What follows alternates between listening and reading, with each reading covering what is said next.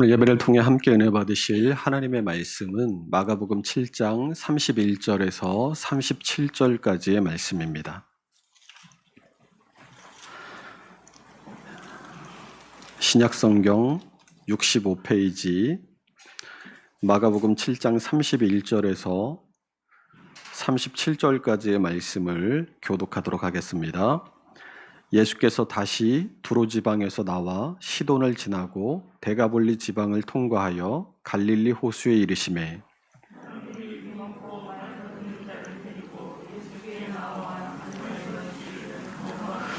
예수께서 그 사람을 따로 데리고 무리를 떠나사 손가락을 그의 양 귀에 넣고 침을 뱉어 그의 혀에 손을 대시며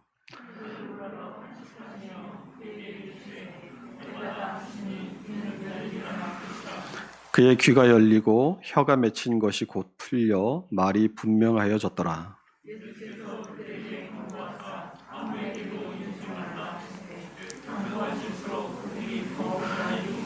함께 읽습니다. 사람들이 심히 놀라 이르되 그가 모든 것을 잘하였도다. 못 듣는 사람도 듣게 하고 말 못하는 사람도 말하게 한다 하니라. 아멘.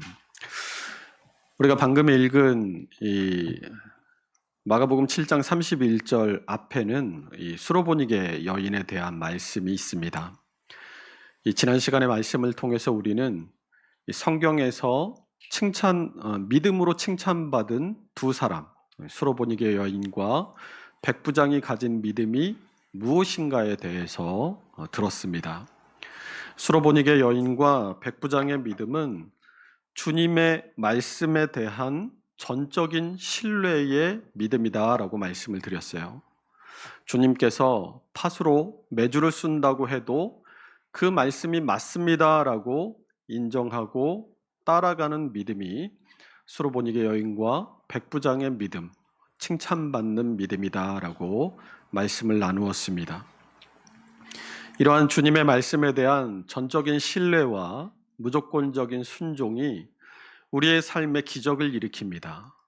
아무것도 아닌 것 같은 우리의 평범한 일상이 주님이 베푸시는 은혜와 기적의 연속임을 발견하게 되는 것도 수로보니게 여인과 백부장이 보여준 주님의 말씀에 대한 전적인 신뢰와 무조건적인 순종이라는 것을 깨닫고 우리도 그런 믿음을 소유하는 사람이 되자라고 말씀을 나누었습니다.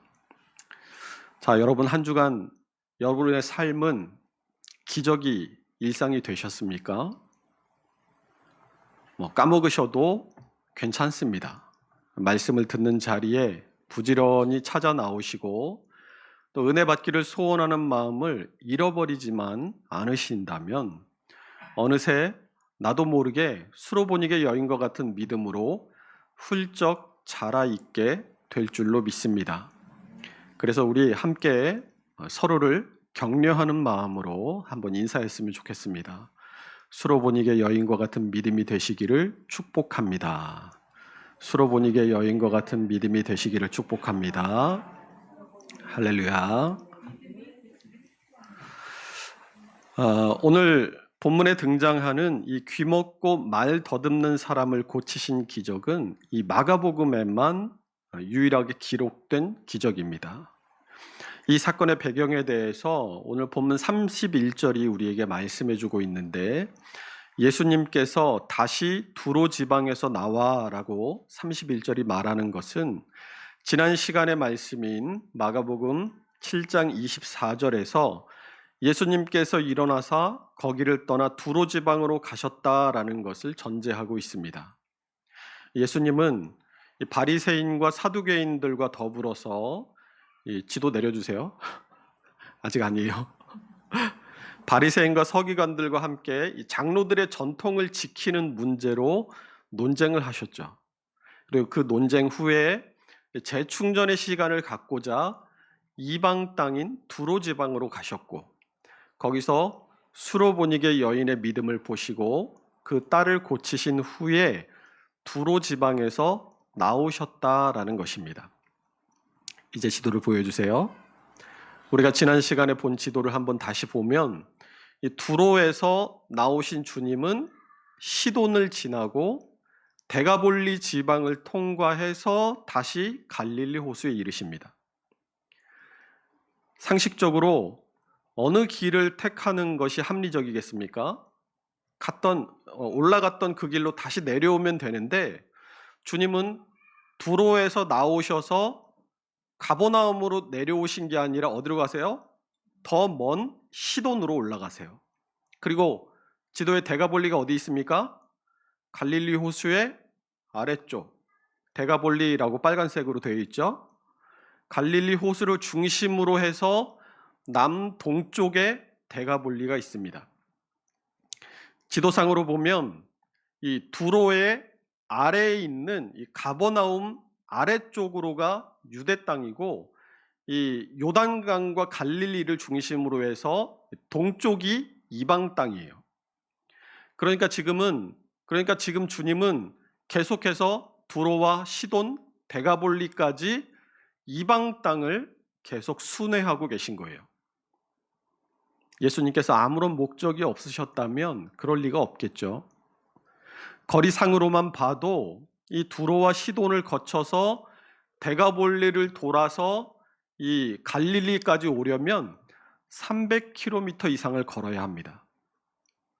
주님이 굳이 300km 이상을 걸어서 이방 땅을 순회하신 이유는 주님이 그 이방 땅에서 베푸신 기적이 무엇인가를 보면 알 수 있습니다.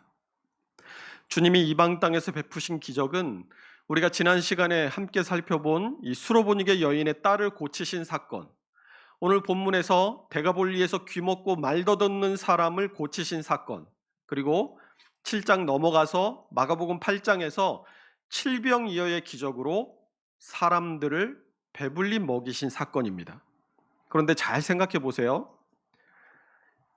수로보니게 여인도 데가볼리에 귀먹고 말 더듬는 사람도 또 칠병이어를 통해서 4,000명을 먹이신 사건도 모두 이방 땅에서 이방인들에게 행하신 기적이에요. 그런데 이 기적들이 사실 주님이 유대인들에게 다 베푸셨던 기적들 아닙니까? 더러운 귀신을 쫓아내시고 병든 자들을 고쳐주시고 오병이의 사건을 통해서 무리를 배불리 먹이신 사건.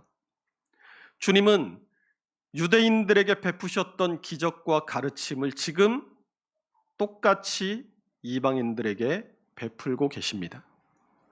마가복음 7장 27절에서 수로보니게 여인에게 자녀의 떡을 취하여 개들에게 던짐이 마땅치 아니하니라라고 말씀하시죠. 그런데 이 수로보니게 여인은 주님의 모욕적으로 들리는 이 말씀에 대해서 뭐라고 대답하죠? 28절에서 여자가 대답하여 이르되 주여 올소이다. 수로보니게 여인이 여기서 두 가지를 인정하고 있다라고 말씀을 드렸죠. 한 가지는 하나님만이 자기의 딸을 고쳐주실 수 있는 참 하나님이시라는 것. 그리고 다른 하나는 구원의 순서, 복음의 역사성, 복음의 점진성에 대해서 인정하고 있는 것이다 라고 말씀을 드렸습니다. 예수님이 말씀하시고 또 예수님의 말씀을 받아서 그 여인이 인정한 대로 구원에는 순서가 있습니다. 지금은 아니지만 유대인들이 예수님을 거절하고 예수님을 십자가에 못 박고 나면 복음의 물결은 곧 이방 땅인 이곳에도 퍼져나가게 될 것입니다. 우리 사도행전 1장 6절에서 8절 말씀 함께 읽어봅니다. 그들이 모였을 때에 예수께서 여쭈어 이르되 주께서 이스라엘 나라를 회복하심이 이때니까 하니 이르시되 때와 시기는 아버지께서 자기의 권한에 두셨으니 너희가 알 바 아니요 오직 성령이 너희에게 임하시면 너희가 권능을 받고 예루살렘과 온 유대와 사마리아와 땅 끝까지 이르러 내 증인이 되리라 하시니라. 아멘. 주님이 왜 300km 이상을 걸으시면서 이방 땅을 순회하고 계십니까? 주님은 복음이 이방인에게 열리게 될 그날을 기대하며 먼 이방 땅을 돌고 복음의 씨앗을 지금 뿌리고 계신 것입니다. 주님이 이방 땅을 멀리 돌아서 갈릴리 바다가 보이는 데가볼리에 오셨을 때 사람들이 귀먹고 말 더듬는 사람을 데리고 나옵니다. 여러분, 이 데가볼리라는 지명을 들어보신 적이 있으시죠? 마가복음 5장에서 예수님께서 갈릴리 바다를 건너가서 이 이방 땅인 데가볼리에서 군대 귀신 들린 사람을 고쳐주신 적이 있습니다. 거라사 광인을 고쳐주신 사건이죠. 그때 데가볼리 사람들이 예수님께 어떻게 합니까? 마가복음 5장 17절을 보면 그들이 예수께 그 지방에서 떠나시기를 간구하더라. 떠나달라고 합니다. 예수님에 대한 분명한 거절의 의사를 밝혔어요. 그런데 주님은 또다시 데가볼리로 오십니다. 복음은 거절당할 수 있어요.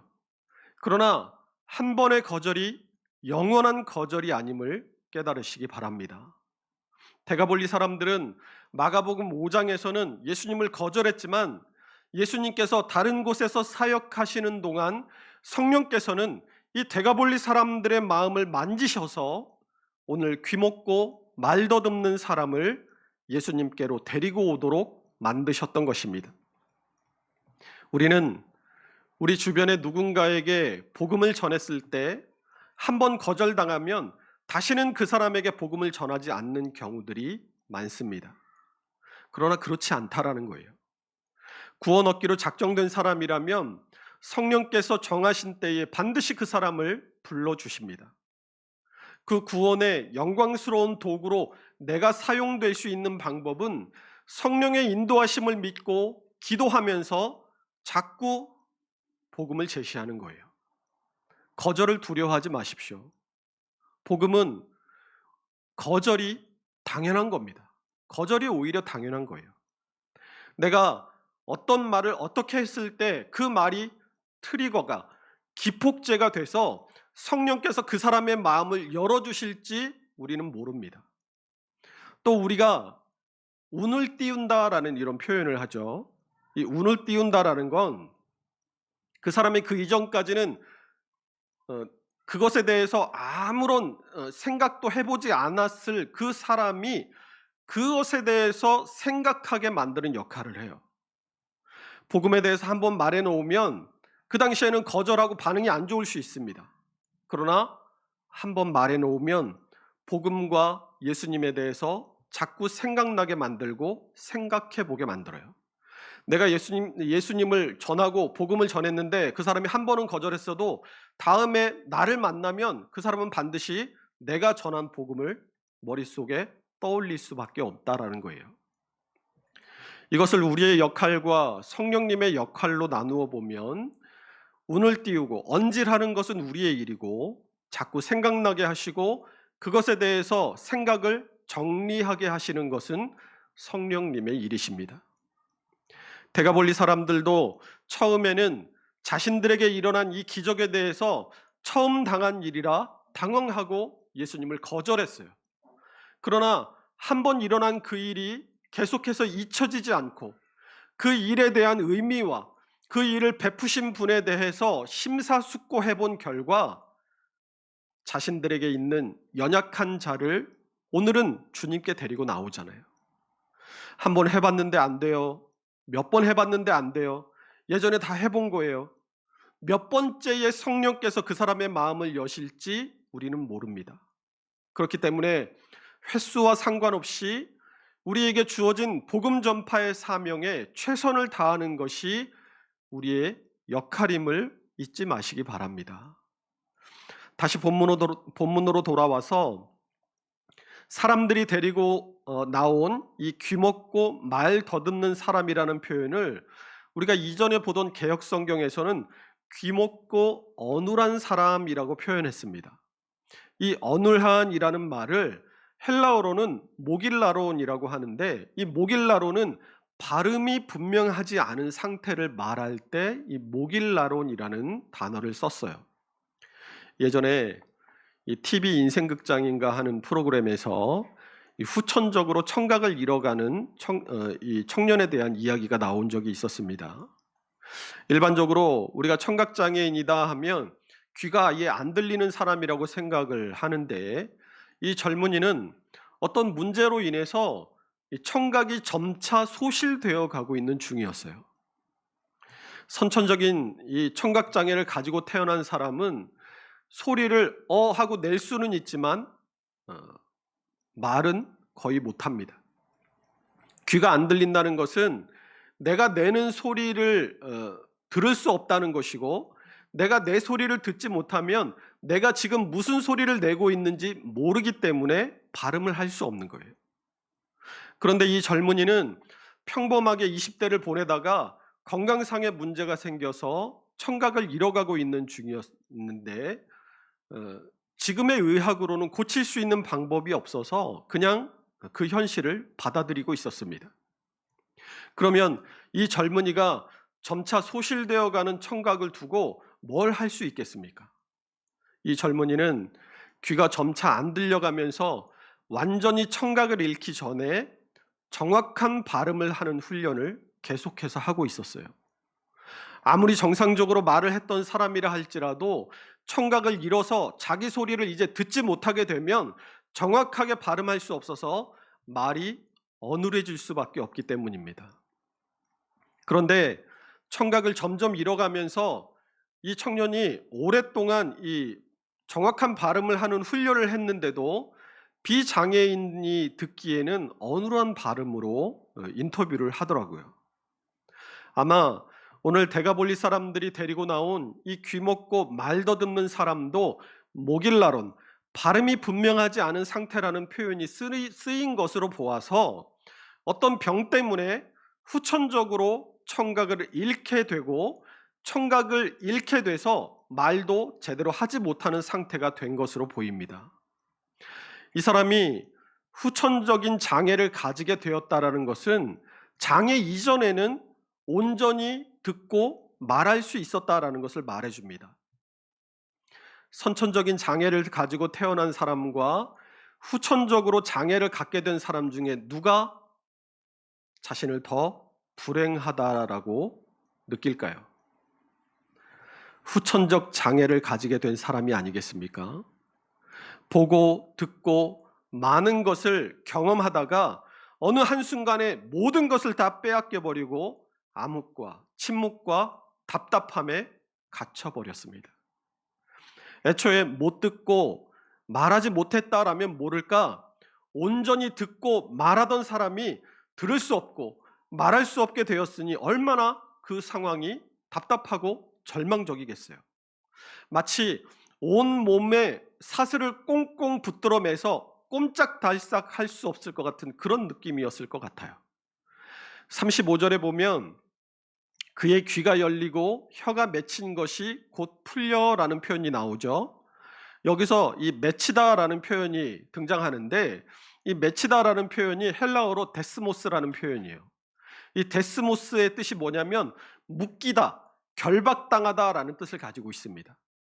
그러니까 이 귀먹고 말 더듬는 이 사람은 한마디로 절망 속에 지금 묶여 있는 사람이라는 거예요.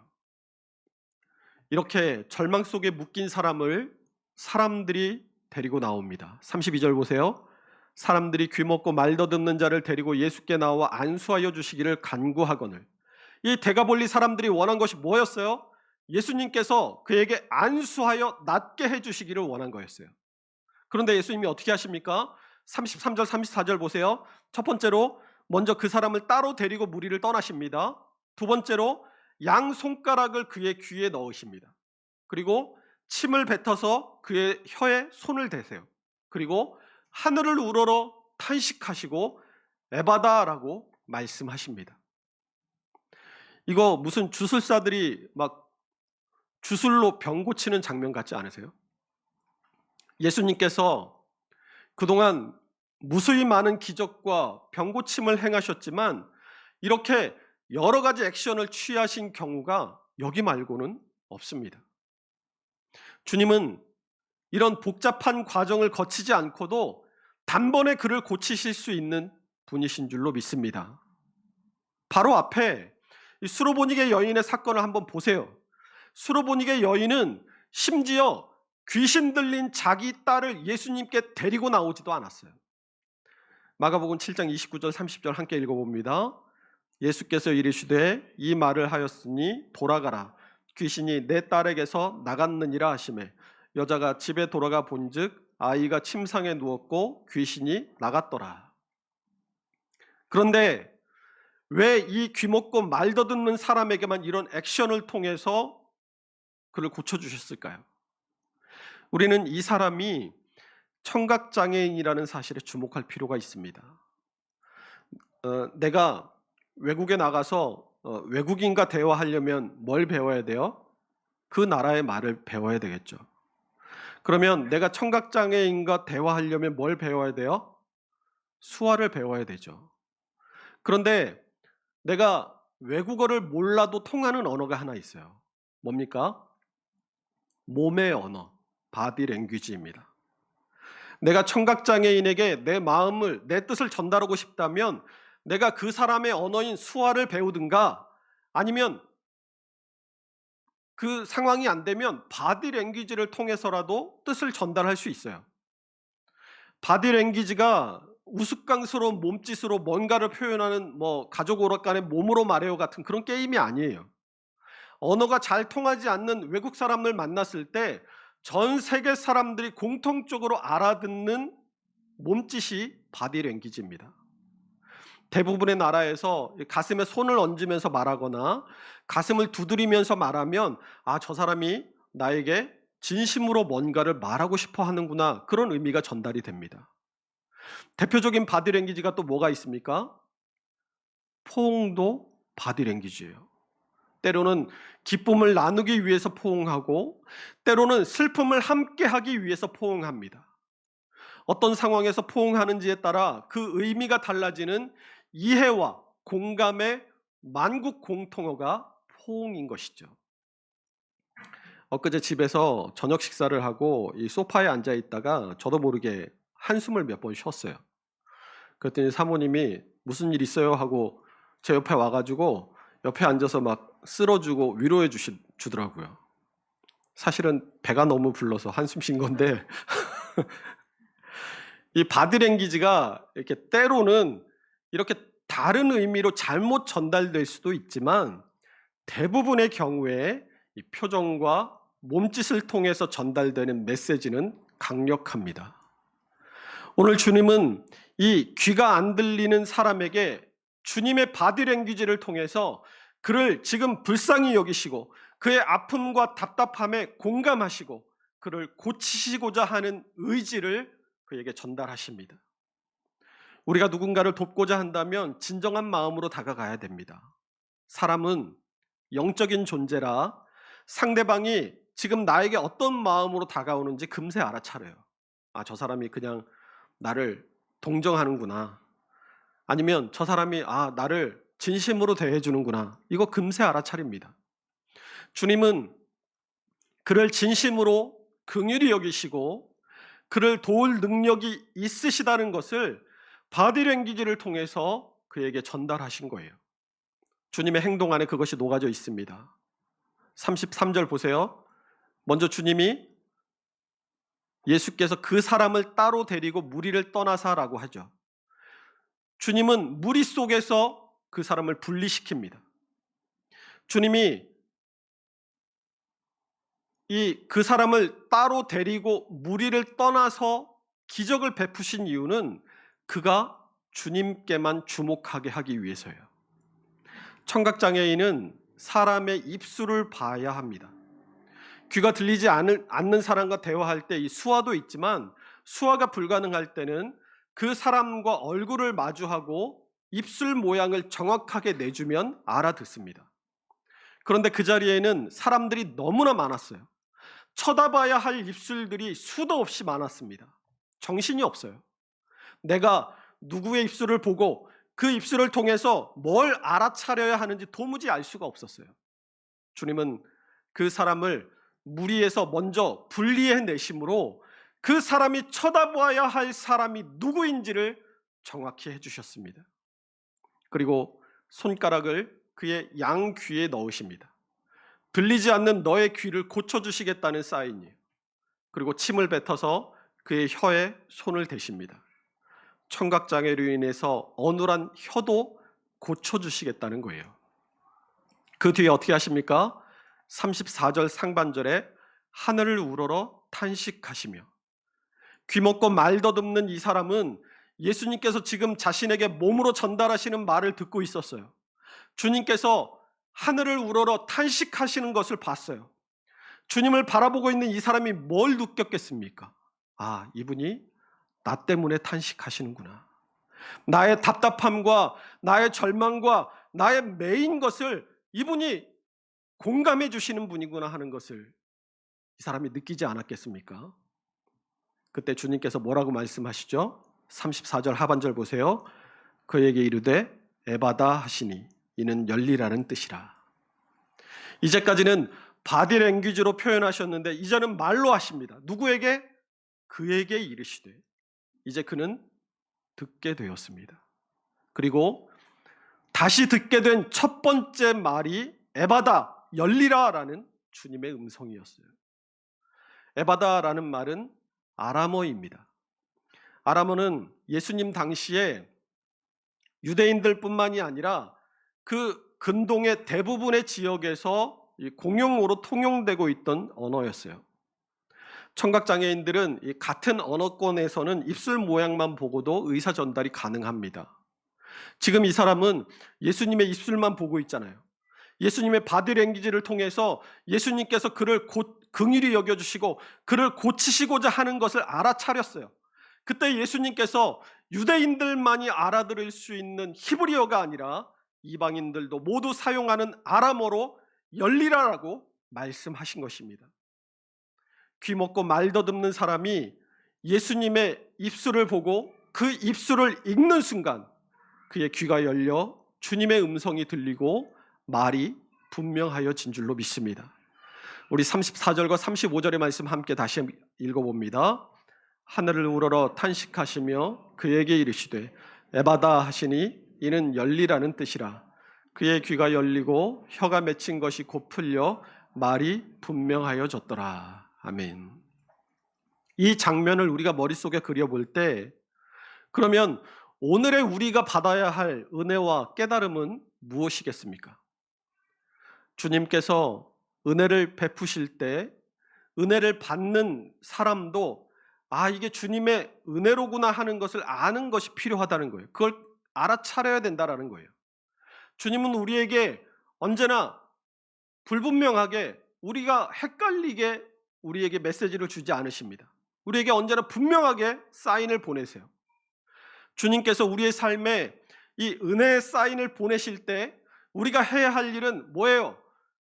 그 주님을 우리가 똑바로 바라보고 그 은혜의 의미가 무엇인지를 알아차리고 그 은혜를 우리의 마음을 열고 받아들이는 것입니다. 그때 주님의 은혜는 강물처럼 우리 안에 흘러 들어와서 우리를 채우게 될 줄로 믿습니다.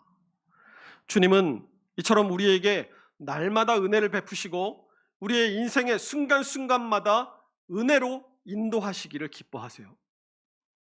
그런데 우리가 우리를 향하신 이 분명한 주님의 사인, 주님의 은혜를 전혀 못 느끼고 살아간다면 오늘 24시간을 살아가는데 잠자는 시간 7, 8시간을 빼고 17시간, 18시간을 주님의 은혜를 전혀 느끼지 못하고 살아간다면 그 삶이 얼마나 힘들고 괴롭고 답답하고 좌절이 되겠습니까? 그런데 너무 오래 묶여 있으면 이 팔도 이렇게 어디 눌려 있다가 하면 이렇게 저리잖아요. 감각이 없어지잖아요. 그런 것처럼 은혜를 경험한 지가 너무 오래되다 보니까 은혜가 없어도 사라지는 것처럼 무감각해지는 거예요. 교회 안에 이 은혜를 잃어버린 사람들이 얼마나 많은지 모릅니다. 요즘 보면 너무 많은 사람들이 이 교회를 자신을 드러내는 장으로 생각하는 것 같아요. 자존심의 각축장입니다. 그저 남들에게 없는 좋은 것, 남들에게 없는 내가 자랑하고 싶은 것들을 교회에 가지고 나와서 그걸 다른 사람들에게 막 보여주고 자기 자신을 막 이렇게 막 드러내고 싶어 해요. 남들에게 말하기 좀 못하고 수치스럽고 드러내놓기 힘든 것들, 감추고 싶은 것들을 가지고 나와서 그것을 주님 앞에 내려놓고 진실하게 해결받기를 원하고 그것을 해결받는 것이 교회 아닙니까? 옛말에 슬픔은 나누면 반이 되고 기쁨은 나누면 배가 된다라고 하잖아요. 그런데 오늘날의 교회는 슬픔은 나누면 약점이 되고 기쁨은 나누면 시기가 돼버렸습니다. 그러니 아무도 교회에서 자기의 진짜 마음, 내 속마음을 진짜로 드러내려고 하지 않습니다. 그런데 사실 이게 본인만의 문제는 아니죠. 교회 안에서 누군가 이 말로 할 수 없는 아픔과 비밀을 정말 쉽지 않은 마음으로 마음을 열고 드러내면 그걸 성도들이 함께 공감하고 그 비밀을 비밀로 지켜주면서 안타까운 마음으로 공감하고 같이 기도해 주는 게 아니라 여기저기서 떠벌리고 뒤에서 비웃고 조롱거리로 만드니까 그런 거 아니겠습니까? 세상에서는 어쩔 수 없이 직장 생활하고 사람들 대하면서 솔직해지지 못할 수 있어요. 내 마음에 안 들어도 웃어야 될 때가 있습니다. 세상에서는 내 진짜 모습이 아닌 가면을 쓰고 살아갈지언정 교회에 와서는 그 가면을 벗어던지고 편안하게 안식을 누리고 솔직하게 자신을 드러낼 수 있어야 하는데 교회의 분위기가 그렇지가 않은 거예요. 그러니 세상에서 썼던 그 가면을 교회에 와서도 벗지를 못합니다. 얼마나 답답하고 괴로운 인생이에요. 인생에서 단 한순간도 그 가면을 편하게 풀고 있을 수가 없는 거예요. 그런데 잘 생각해 보세요. 이게 주님을 의식해서입니까? 사람들을 의식해서입니까? 주님을 바라보고 주님을 의식하는 사람은 다른 사람이 뭐라고 하든 그거 전혀 신경 쓰지 않고 그런 거 중요하지 않습니다. 가면을 벗어던지지 못하고 답답하게 매여 있는 우리를 주님은 주님 한 분께 우리의 시선을 집중시키고 우리의 아픔에 공감하시며 우리의 매인 것을 풀어주시기를 원하십니다. 그럴 때 우리는 어떻게 반응해야 돼요? 주님을 똑바로 바라봐야 돼요. 정신을 똑바로 차리고 주님께서 지금 뭐라고 하시는지 그 주님의 입술을 바라보고 주님께서 나에게 행하시고자 하는 그 행위에 주님의 마음이 어떤 마음인지를 알려고 애써야 된다는 거예요. 그리고 그 주님의 액션, 주님의 바디랭귀지에 반응해서 우리의 마음을 열어야 합니다. 그런데 그분을 정작 우리가 외면합니다. 주님의 입술을 쳐다보지도 않아요. 주님의 바디랭귀지에 반응하지 않습니다. 주님의 안타까운 탄식에도 우리를 자유케 하시려고 에바다 열리라라고 부르는 주님의 음성에도 우리는 관심이 없어요. 귀먹고 말 못하는 이 사람이 여러분 다시 듣게 된 첫 마디가 무엇이었습니까? 에바다 열리라라는 말이었습니다. 온전한 사람으로의 회복의 말씀이에요. 여러분에게 에바다 열리라라고 말씀하시는 주님의 음성은 오늘 여러분에게 어떤 회복의 말씀으로 다가오십니까? 주님의 은혜가 회복되어야 비로소 주님의 말씀이 들리게 됩니다. 수십 년을 교회를 왔다 갔다 하면서 예배하면서 말씀을 들어도 말씀이 들리지 않는 사람이 있어요.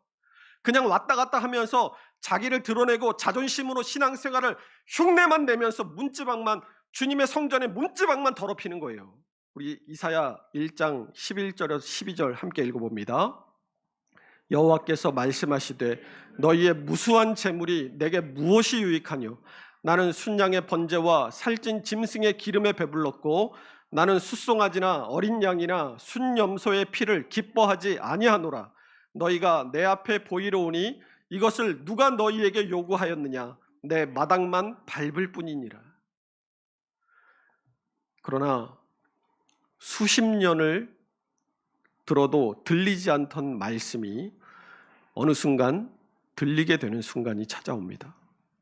주님께 온전히 내 마음을 집중하고 주님의 은혜를 간절히 사모하는 믿음으로 주님의 은혜를 구할 때 지금까지 단단한 내 마음을 뚫고 들어오지 못했던 말씀이 들리게 되고 그 말씀 안에 담긴 주님의 마음이 느껴지고 나를 사랑하시고 나를 긍휼히 여기셔서 나를 자유케 하시려는 주님의 능력을 경험하게 될 줄로 믿습니다.